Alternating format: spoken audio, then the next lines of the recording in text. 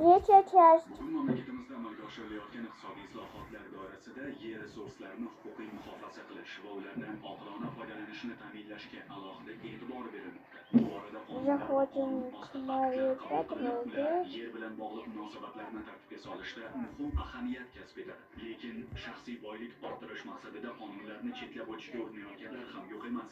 Jumladan Davlat xavfsizlik xizmatining Toshkent viloyati bo'yicha boshqarmasi xodimlari tomonidan Bosh prokuratura huzuridagi departamentlar hamkorlikda o'tkazilgan tezkor tadbirda Bo'stonliq tumanida yashovchi 1980 va 1988 yillarda tug'ilgan 2 nafar shaxs o'zaro kelishgan holda mazkur tuman hokimligi tomonidan bog'dorchilik, uzumchilikka ixtisoslashgan shirkatning 2 nafar a'zosiga aholi qurish maqsadida ajratib berilgan 20 sotix yer maydonini xaridor nomiga rasmiylashtirib berish evaziga 230 ming AQSh dollari olgan vaqtlarida ashyoviy dalillar bilan ushlandi. Shuningdek, tezkor tadbir davom ettirilib, o'zini go'yoki ushbu yer uchastkasining egasi deb tanishtirgan 1964 yilda tug'ilgan fuqaro ham yer maydonini xaridor nomiga o'tkazib berish evaziga ushbu 230 ming AQSh dollarini olgan vaqtida ushlandi.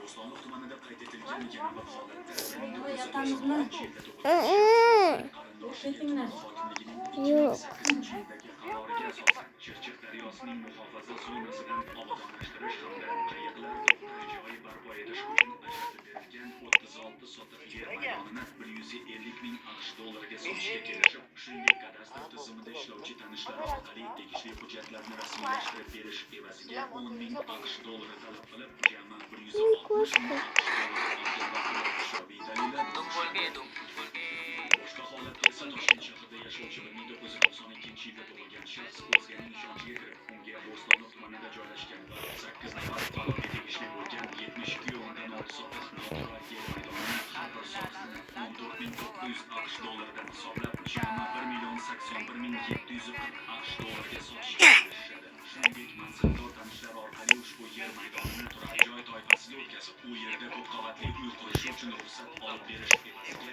10 ming AQSh dollari talab qiladi. Ammo Davlat xavfsizlik xizmati iqtisodiy jinoyatlarga qarshi kurashish departamenti va ichki ishlar organlari xodimlari tomonidan o'tkazilgan tezkor tadbirda u oldindan 110 ming AQSh dollari olgan vaqtida ushlandi. Hozirda mazkur shaxslarga qo'zg'atilib, tergov harakatlari olib borilmoqda.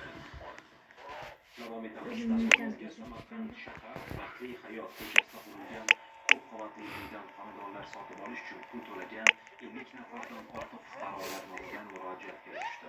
Unda aytilishicha, murojaatchilar uy uchun to'lovni amalga oshirishgan bo'lsa-da, o'zlariga tegishli xonadonga ega bo'la olmay sarson. Boisi ularga rasmiylashtirib berilishi kerak bo'lgan ko'p qavatli uy kredit evaziga beruvga qo'yilgan. O'quvimiz mazkur murojaat bo'yicha vaziyatni o'rgandi. 50 dan ortiq xonadon egalari uysiz qolmoqda. 19-yil biza xonadonni olmoqchi bo'lganimizga 3 yilga beramiz degan va'da berilgan edi. Endi qizim uzoqda ishlaydi, kilometr Спасибо. Tizimida azob tortganlarini chet elda 2019 yilda quruvchining va'dalariga ishongan bir necha fuqarolar 2021 yilda xonadonlarning kaliti qo'llarida bo'lishiga ishonib, har oy uchun to'lov qilib kelishgan. Mana 2025 yil kelgan bo'lsa ham hanuz aholiga uylar topshirilmagan. Bo'lganida 2022 yil kuz oyida, lekin hech kimga rasmiylashtirib berilmadi. Borsak, hali bunisi yo'q, hali bu yo'q, karantin bo'ldi, ichi qoldi, bo'lishimiz kerak. Turli xil vajlar ko'rsataverdi. Ma'lum bo'lishicha, quruvchi 2023 yilda ushbu aholiga topshirilishi kerak bo'lgan turar joy majmuasini bankdan kredit olib garovga qo'ygan.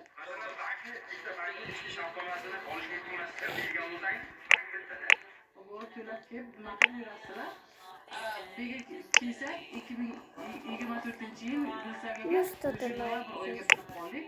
Bilganimiz yo'q. Bizlarda ogohlar chiqarilmasda. Ular kelganga ham savol berdik. Ular ham bilmaydi. Nima uchun bizlarni misol Еще анимация должна. Nima uchun shu uni olgansizlar, garovga olinlaringiz. Shu nima sababdan shu garovga olganligini tushunmay qoldik-da biza. Voqea joyiga to'plangan fuqarolar bir necha yillardan buyon uyli bo'lish istagida yig'ib terib Вот такой у нас скин bugun ular получился. tadbirkor qarzdorligini qoplamagani uchun uylar sotuvga chiqib ketishidan xavotir olmoqda. Bu kishi kreditni foizlarini ham Выбрать bank bilan sudga berishdi, bank bilan sud bo'ldi. Unda sud qaror chiqarib berdi, foizini ham, uni ham asosiy qismini ham qaytarmaganligi uchun mulkka qaratish haqida. Hozir bankda hamma hujjatlar taxlangan, bu uyni qayta sotuvga auksionga qo'ymoqchi. Natijada 40 dan ortiq xonadon yana yutib qolyapti. Voqea joyiga yetib kelgan quruvchi fuqarolarga navbatdagi va'dasini berdi. Ozgina vaqt beringlar. Shunaqa muammoga tushib qoldim. O'zim tergov 7-8 oy, 7-8 oy, har oy 400 million, 500 milliondan ko'payib, protsent mana shu darajaga kelib qolgan. Javob beraman bu xudo olasa. O'zi 6 oy degandik, 5-6 oyimiz bor. Kreditlarni yopib, xudo olasa hammasini yangi yilgacha ahvolga beraman. Biz ushbu murojaatga yana qaytamiz. O'ylaymizki, yaqin kunlarda ushbu fuqarolarning muammolari mas'ul shaxslar tomonidan hal etiladi. Malika Saidova, Ravshan Ahmedov, Zamon informatsion dasturi uchun Samarqanddan. Ijtimoiy tarmoqlarda Farg'ona viloyati Beshariq tumani Qo'rg'onchi mahallasi hududidan Ну ладно, ребята. 2 yoshlarda bo'lgan bolaning jasadi Bibijani. keng jamoatchilikning diqqatini tortdi. Ma'lum qilinishicha, Beshariq tuman prokuraturasiga Yashar bolani urib navbatchilik qismida O'g'irlar? 24-mart kuni soat Cho'ja bibijani. tumanning Qo'rg'onchi mahallasidagi fermer xo'jaligi hududidan oqib o'tgan ariq ichidan erkak jinsli yoshi 1-2lar atrofidagi murda aniqlangan. Che?